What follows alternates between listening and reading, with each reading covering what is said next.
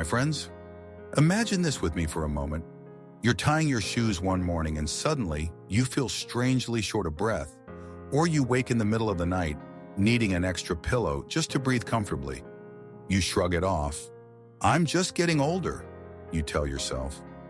But what if these were your heart's way of whispering for help? Every year, over 6 million Americans live with heart failure. And here's the part that breaks my heart as a physician. Most don't realize it until the condition has advanced far enough to cause a crisis. Why? Because the early signs are subtle. They masquerade as everyday annoyances or the simple aches and fatigue of aging. And so we ignore them. We dismiss them. We normalize them. Have you ever told yourself, I'm just out of shape, when climbing a staircase leaves you breathless? Or thought, I just need a better pillow, when you wake up coughing at night? These little rationalizations are what I call the emotional blind spot of heart disease.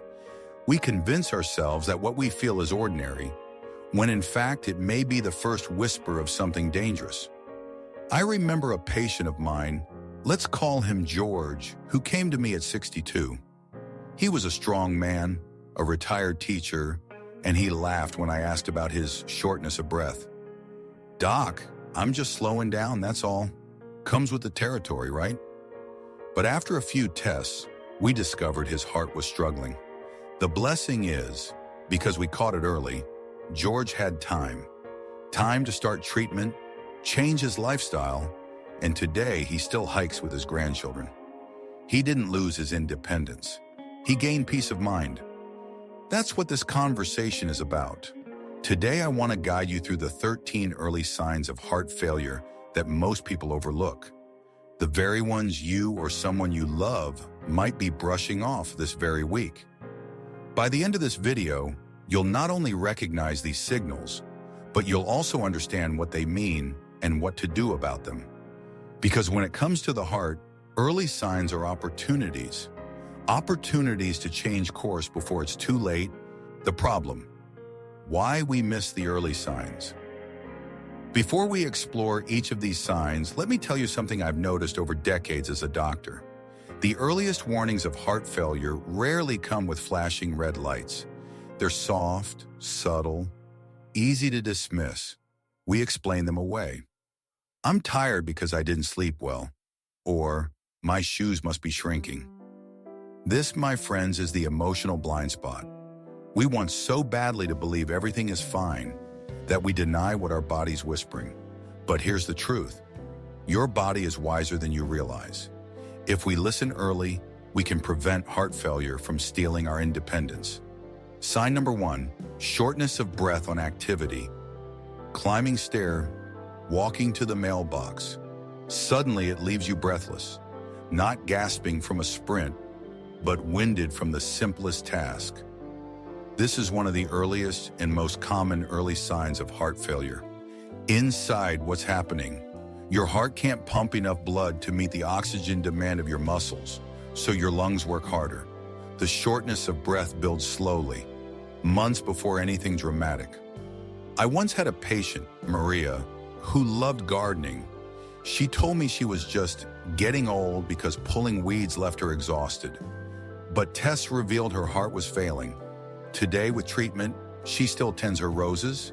She just caught the signs in time. Sign number 2, needing more pillows at night. Orthopnea.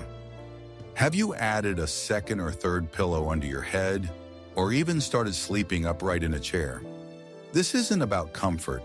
It's because lying flat lets fluid leak back into your lungs. Imagine your lungs as a sponge. A healthy heart keeps them dry, but a weak heart lets them fill with fluid, and suddenly you can't breathe easily when flat. If this describes you, don't ignore it. It's your body's quiet alarm. Sign number 3. Waking up gasping, paroxysmal nocturnal dyspnea. Imagine jolting awake in the middle of the night, gasping for air, heart racing. Terrifying, isn't it? Some people blame nightmares or anxiety, but when it happens again and again, it may be heart failure, redistributing fluid into your lungs as you sleep. If you've ever rushed to an open window for air in the night, take that moment seriously. Your body isn't crying wolf. Sign number 4. Persistent fatigue. This isn't the ordinary tiredness that fades after a nap. This is bone-deep exhaustion, even after rest. Because your heart is struggling, your muscles get less blood, leaving you weak. Fatigue makes people adapt their lives without noticing. They skip walks, avoid chores, stop hobbies, all under the illusion of slowing down with age. But listen, age alone is not the thief here.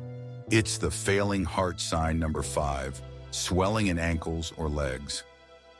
If your socks leave deep grooves or your shoes feel tight by evening, that's fluid retention.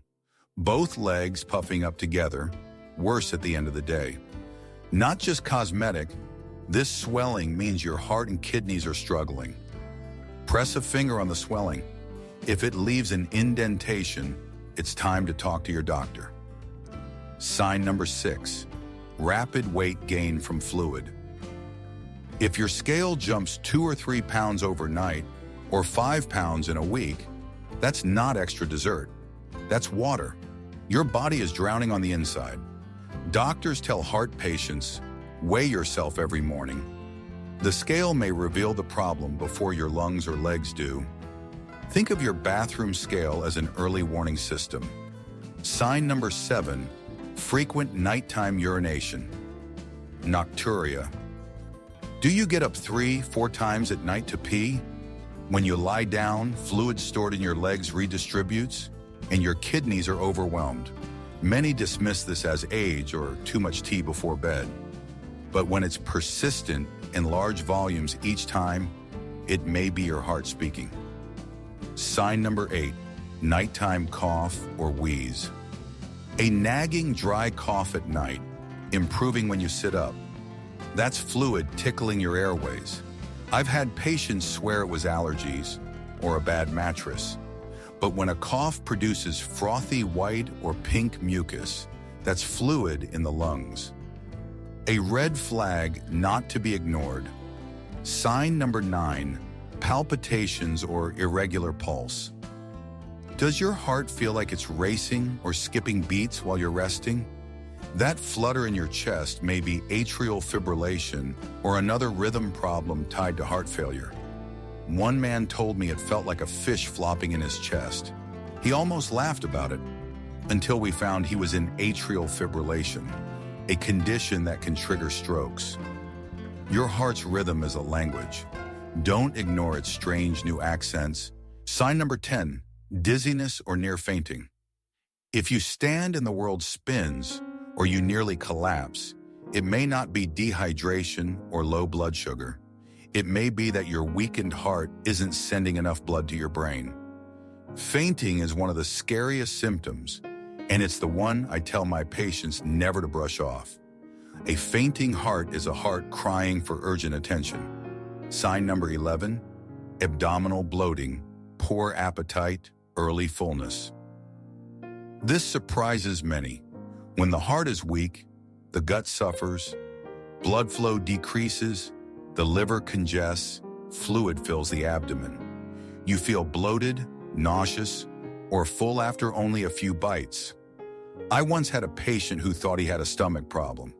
In truth, it was his heart. Sign number 12. Shortness of breath when bending, bendopnea. Here's a rare but telling sign. You bend to tie your shoes, and within 30 seconds, you're breathless. Healthy people rarely feel this. But in heart failure, bending pushes fluid pressure against the lungs. It's so specific, doctors use it as a diagnostic clue. Sign number 13, cold hands or feet. Do your hands and feet feel icy even when the room is warm? That's poor circulation.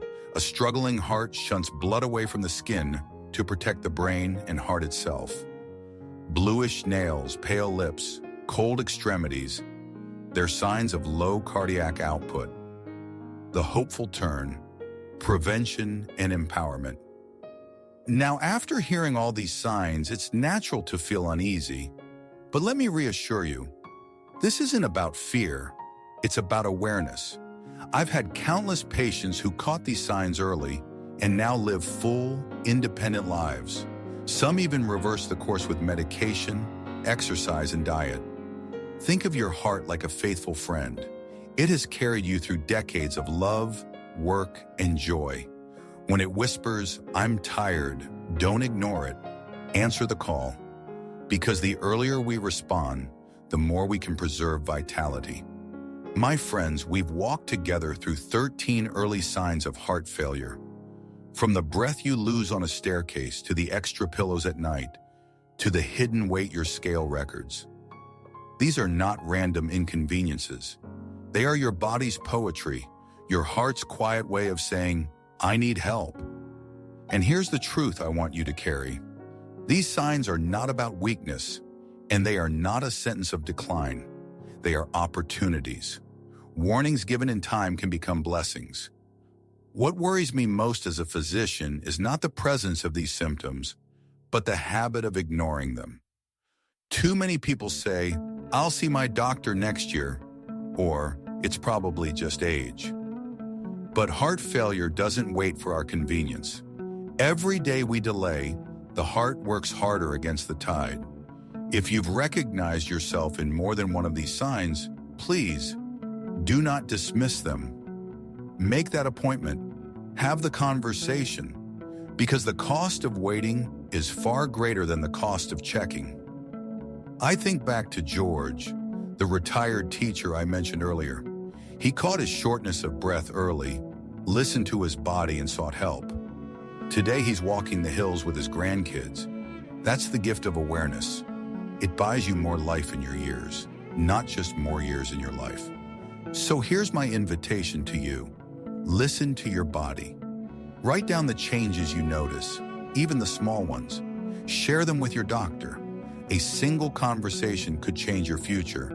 And if this video has opened your eyes, don't keep it to yourself. Share it with someone you love. It might save their life. And finally, join me here each week. Together, we are building not just longer lives, but wiser, more vibrant ones.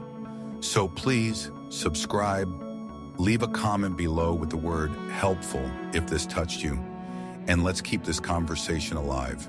Because your heart has carried you through so much. It deserves your attention now. Until next time, I'm Dr. Will. Take care of your heart, and it will take care of you.